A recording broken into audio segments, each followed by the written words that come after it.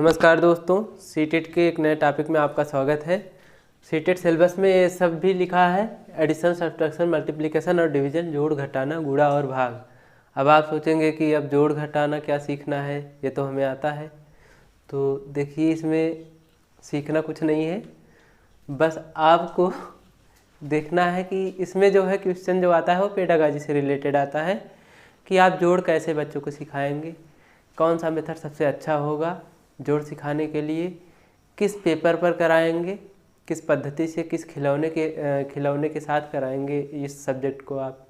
जैसे कि जोड़ है, जोड़ का सबसे अच्छा तरीका है किस पर कराया जाए, किस तरह के पेपर पे, सादे पे, ब्लैंक पेज पे कराया जाए, या फिर एक गिनतारा वाली जो कॉपी आती है, यानी कि ग्रेड पेपर इसको बोला जाता है, इस तरह से इस पे कराया जाए। ये जो जोड़ घटाना गुणा भाग है और दशमलव के जो प्रश्न है, ये सब जो है इन सबको कराने के लिए यह कॉपी सबसे बेस्ट होती है। यानी कि इसको आपको टिक कर देना है, अगर ऑप्शन में है तो ये आराम से लगा करके आइए। जोड़ है तो हर अंक अलग अलग खाने में लिखा जाएगा, जैसे 3, 4, 5, 6 प्लस 7, 8, 9 और 6। इसको ऐड करना है तो बच्चा इस तरह से करेगा और उससे जो है कोई गलती नहीं होगी। हासिल भी ऊपर लिख लेगा गोला गोला करके, जैसे 6, 6, 12 का 2 हो गया, एक हासिल आया यहाँ लिखेगा।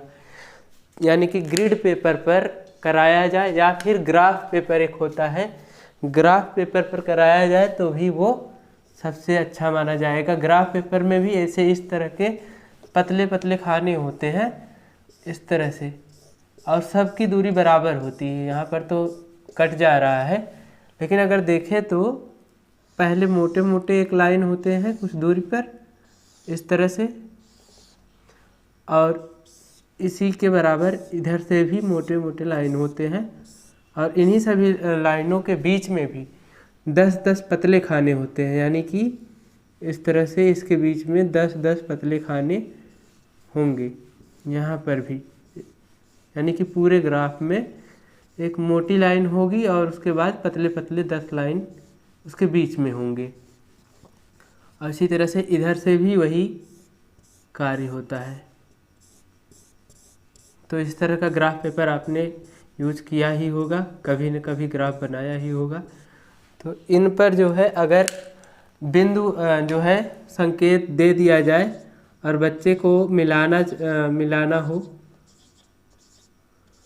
तो इस प्रकार से वो मिला करके अपना मैथ सीख सकता है आसानी से।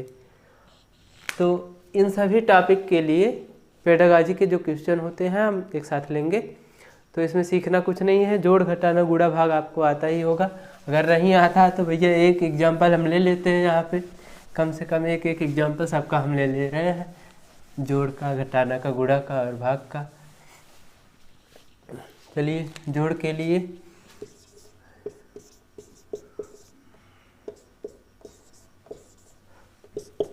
ये जैसे कोई नंबर है, इसमें जोड़ना है। ये इसको जोड़ेंगे तो क्या आ जाएगा, 6, 3, 9, 4, 2, 6, 2, 1, 3, 9, 1, 10, 8, 6, 14, एक हासिल था 15, एक हासिल और आ गया, 5, 2, 7, 1, 8, 4, 3, 7 और 8, 3, 11। इस तरह से सवाल हल किया जाएगा जोड़ का।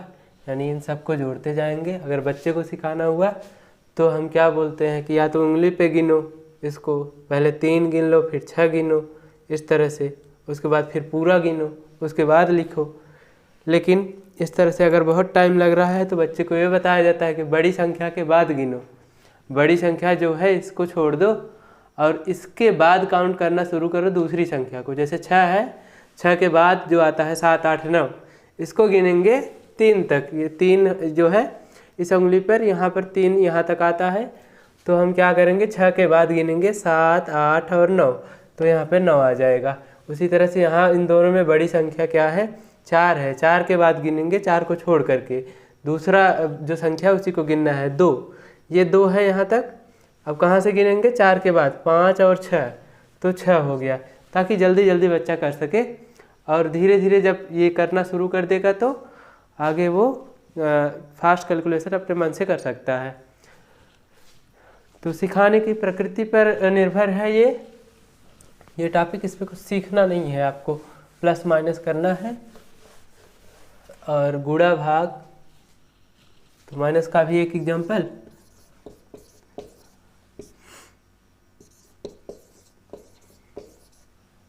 दो से 2 गया, माइनस हो गया 0। 14 यहाँ 4 है, 4 से घटेगा नहीं तो यहाँ से एक उधार लाएगा, उधार लाया तो 14 हुआ, 14 में से 9 गया 5, 2 में से 8 नहीं घट रहा है तो यहाँ से एक उधार लाएगा और 12 हो जाएगा। 12 में से 8 गया 4, यहाँ 7 में से 7 गया तो 0, 450। इस तरह से आप सिखा सकते हैं। अगला एग्जाम्पल गुणा का है। गुणा में देखिए 3 तरह के बेसिक लेवल जो होगा, सबसे पहले 2 अंक का गुणा होगा 1 अंक के अक्षर से, 1 अंक की गिनती से। फिर 3 अंक का गुणा 2 अंक की गिनती से, और इस तरह से 4-5 अंक का ऊपर हो जाएगा तो, और नीचे 3 अंक का गुणा हो जाए तो इस तरह से आप सिखाएंगे। यहाँ पे 2 दूनी 4 और 2 अट्ठे 16। इसमें क्या सिखाएंगे, 4 चौके 16, 1 हासिल, 4 तिहाई 12, 1 13, 1 हासिल, और 4 दूनी 8, 1 9। फिर 2 का जब हम पढ़ने लगेंगे तो इस पहले जो है यहाँ इकाई का हो गया तो इकाई से हमने लिखना शुरू किया था। अब दहाई वाला टेबल पढ़ रहे हैं, दहाई का जो है पहाड़ा पढ़ रहे हैं, तो इकाई की जगह हम नीचे 0 लिख देंगे। उसके बाद पढ़ेंगे 2 चौके 8, 2 तिहाई 6 और 2 दूनी 4। उसके बाद जोड़ लेंगे, 8 3 11, 9 6 15, 1 16, और 1 यहाँ पे हासिल है 5। इस तरह से अब यहाँ इकाई के अंक का जो है गुणा करने जा रहे हैं तो इकाई से ही लिखना शुरू करेंगे। 5 5 25, 2 हासिल, 5 8 40, 2 42, 4 हासिल, 5 8 40, 4 44, 4 हासिल, 5 8 40, 4 44, फिर 4 हासिल, 5 चौके 20, 4 24। फिर दहाई के अंक का आप लिखने जा रहे हैं तो इकाई के जगह पर 0 लिख देंगे। उसके बाद दहाई से लिखना शुरू करेंगे। 4 5 20, 2 हासिल, 4 8 32, 2 34, 3 हासिल, 4 8 32, 3 35, 3 हासिल, 4 8 32, 3 35, 3 हासिल, 4 चौके 16, 3 19। फिर अब सैकड़े के स्थान पर जो है संख्या है उससे गुणा करने जा रहे हैं तो इकाई और दहाई दोनों पर 0 रखेंगे। और 3 5 15, 3 8 24 और 1 हासिल 25, 3 8 24, 24 2 26, 3 8 24, 24 2 26, 3 चौके 12, 12 2 14। इन सबको जोड़ेंगे, 5 2 और 13, 14 और 1 15, 1 हासिल, 5 5 10 6 16, 1 हासिल, 10 8 18, 1 हासिल, और 6 और 1। इस तरह से गुणा बता देंगे आप। अब बारी आती है डिवीज़न की, यानी कि भाग करने की। भाग में भी 2 तरह के भाग, एक तो ऐसा भाग जिसमें हमें पहाड़ा आता हो, और एक ऐसा भाग जिसमें 3 अक्षर के 4 अक्षर के 4 अंक के 3 अंक के अंकों से अगर संख्याओं से भाग देना होगा तब क्या करेंगे। उसमें तो हमें पहाड़ा नहीं आता होगा, तो पहले हम जिसका पहाड़ा आए उसका ले रहे हैं सरल सा।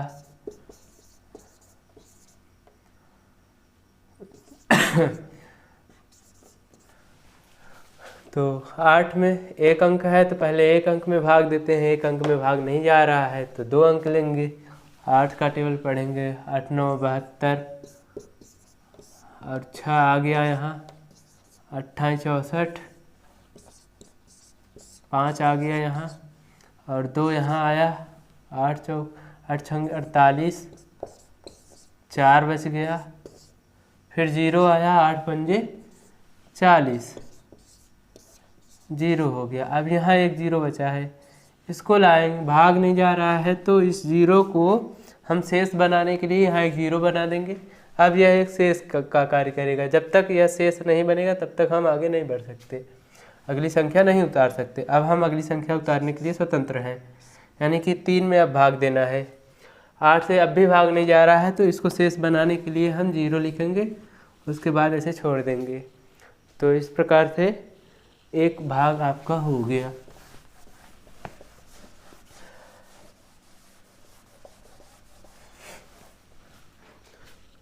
और ऐसी संख्या जिसका टेबल हमें नहीं आता है, जैसे कि 64, 64 से अगर भाग देना है तो क्या करेंगे? 64 से भाग देना है तो हम देखेंगे कि कितनी अंक की संख्या यहाँ है। यहाँ 2 के अलावा 3 अंक की संख्या भी हो सकती थी। यहाँ 2 अंक की संख्या है तो हम 2 अंक की संख्या में भाग देंगे। 2 अंक में 64 का टेबल नहीं आ रहा है, पहाड़ा नहीं आ रहा, तो हम 4 को छोड़ेंगे और यहाँ 2 अंक लिए थे तो इसका भी लास्ट अंक अंतिम अंक छूट जाएगा। 6 का पहाड़ा पढ़ेंगे, 8 से ज़्यादा ना हो, 6 1 के 6, लेकिन हम 6 अभी यहाँ नहीं लिखेंगे, हम केवल बार पता करेंगे इससे कि कितनी बार जा रहा है। फिर इसका गुणा इसमें हो जाएगा, 1 चौके 4 और 1 छक्के 6, और माइनस करेंगे 3 और 2।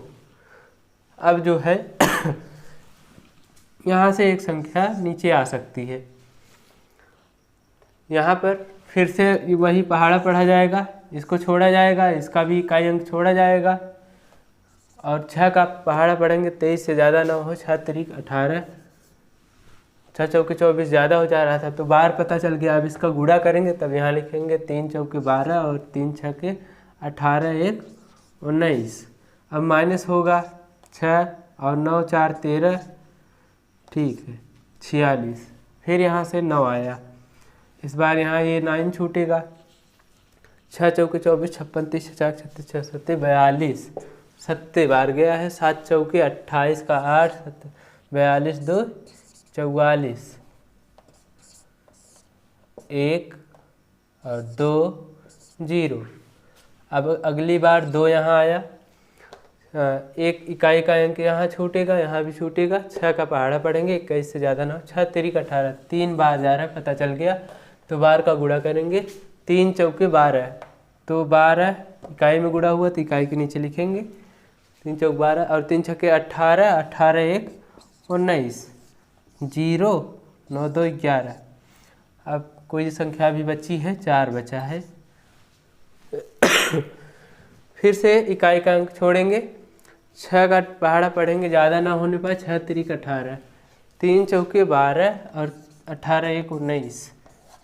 फिर से 2 आया है और 9 1 10, यानी कि इस बार 12 बचा है, शेष 12 बचा है। तो इस प्रकार से हम ऐसी संख्याओं का भी भाग दे सकते हैं जिसका टेबल हमें नहीं आता, जिसका पहाड़ा नहीं आता है। तो इसमें कुछ सीखने लायक था नहीं आपके लिए, बस केवल यही है कि इसके शिक्षण के लिए सबसे उत्तम विधि क्या है उसको आप ध्यान में रखेंगे। 4 ऑप्शन में से सबसे सूटेबल जो होगा वही लगाएंगे। नमस्कार दोस्तों, प्रीमो लाइफ लाइन में आपका स्वागत है। सीटेट मैथ के एक नए टॉपिक में आपका स्वागत है। आज का टॉपिक है स्पेशल अंडरस्टैंडिंग, यानी कि स्थानीय समझ।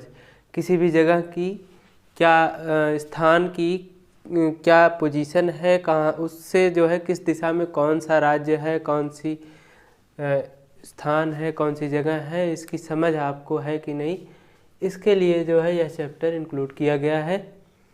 इसमें देखिए जो है ज़्यादातर जो क्वेश्चन होते हैं वो इन्वायरमेंट में होते हैं कि किसी राज्य से कोई व्यक्ति चल रहा है तो उसे किसी दूसरे नगर में जाना है तो कितनी दूरी तक जाएगा, और अगर उसमें अगर समय दिया है तो फिर हो सकता है कि औसत चाल भी पूछ सकता है उसका, और नहीं तो अगर एक तरह का, यानी कि इसमें 2 तरह के क्वेश्चन बनते हैं। एक तो चाल समय दूरी से संबंधित होगा,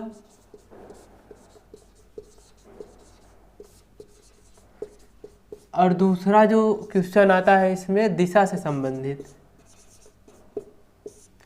दिशा से संबंधित।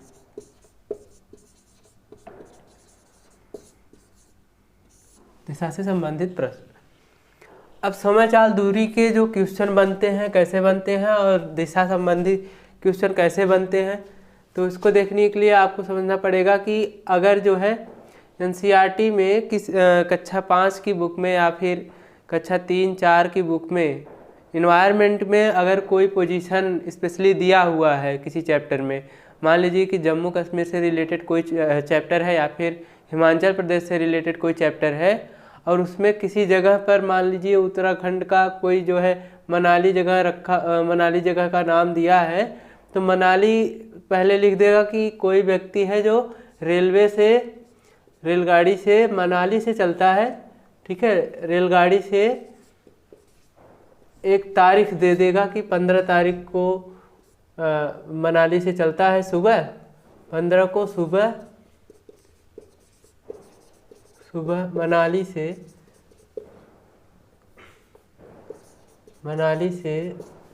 चलता है। फिर अगले दिन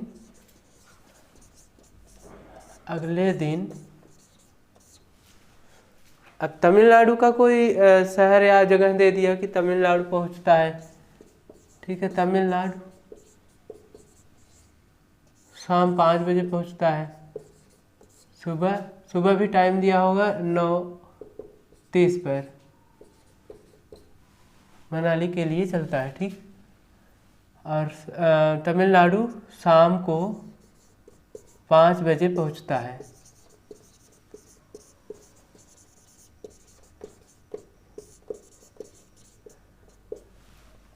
अब इसमें प्रश्न पूछेगा,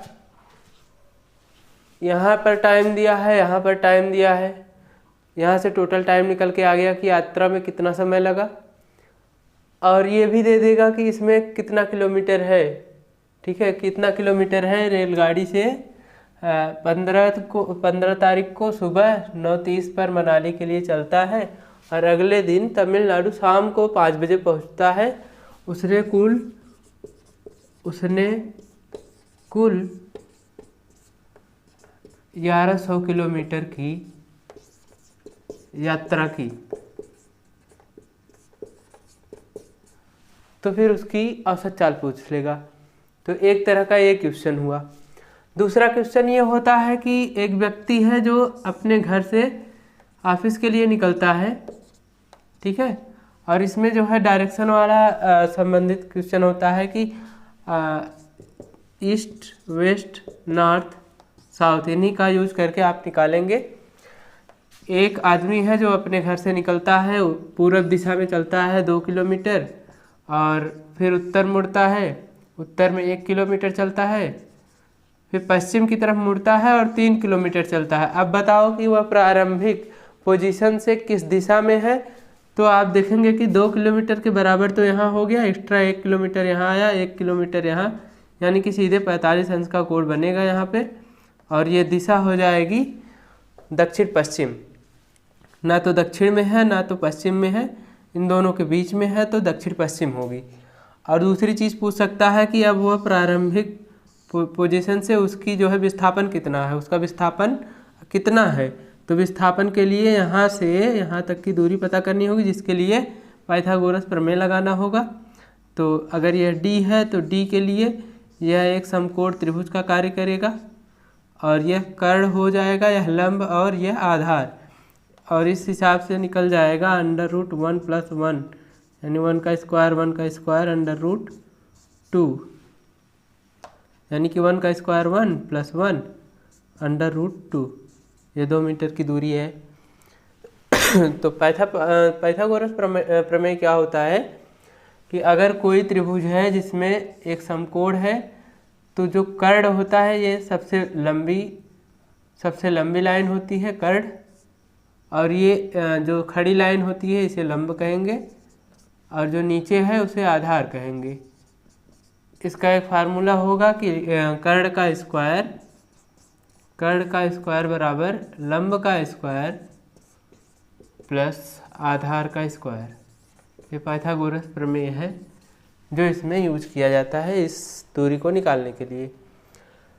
तो अगर नहीं फार्मूला याद है तो इस तरह से तुम देखो ट्रायंगल बन रहा होगा, तुम्हें केवल ये दूरी पता करनी है, ये, और इनको जो है अंडर रूट में स्क्वायर करके रख देना। अगर यहाँ 2 है, मान लीजिए कि एक ट्रायंगल बन के आता है इस तरह से, और इसमें जो है और इसमें क्या है, ये 1 किलोमीटर है, ये 2 किलोमीटर, और ये डिस्टेंस पता करनी है आपको। तो फिर आपको 1 का स्क्वायर प्लस 2 का स्क्वायर करना होगा, यानी कि इसका स्क्वायर दोनों लिख के जोड़ेंगे और अंडर रूट लगा देंगे। 1 का स्क्वायर 1 ही होगा, 2 का स्क्वायर 4 होगा, दोनों जुड़ जाएगा तो आंसर क्या हो जाएगा, अंडर रूट 5। इस प्रकार से आप सॉल्व कर सकते हैं। अब जो ये दाएं मुड़ने वाला और बाएं मुड़ने वाला क्वेश्चन है, उन सबको हम जो है अब क्वेश्चन लेंगे तो एक साथ क्वेश्चन लेते हैं। मैथ का सारा क्वेश्चन हम प्रीवियस ईयर का क्वेश्चन और जो एक्स्ट्रा क्वेश्चन अदर बुक्स में होंगी उन सबको हम एक साथ कराएंगे। पहले मैथ्स का सारा टॉपिक हम शार्ट में फास्ट रिवीजन के तहत पूरा जो है फार्मूला कवर कर ले रहे हैं।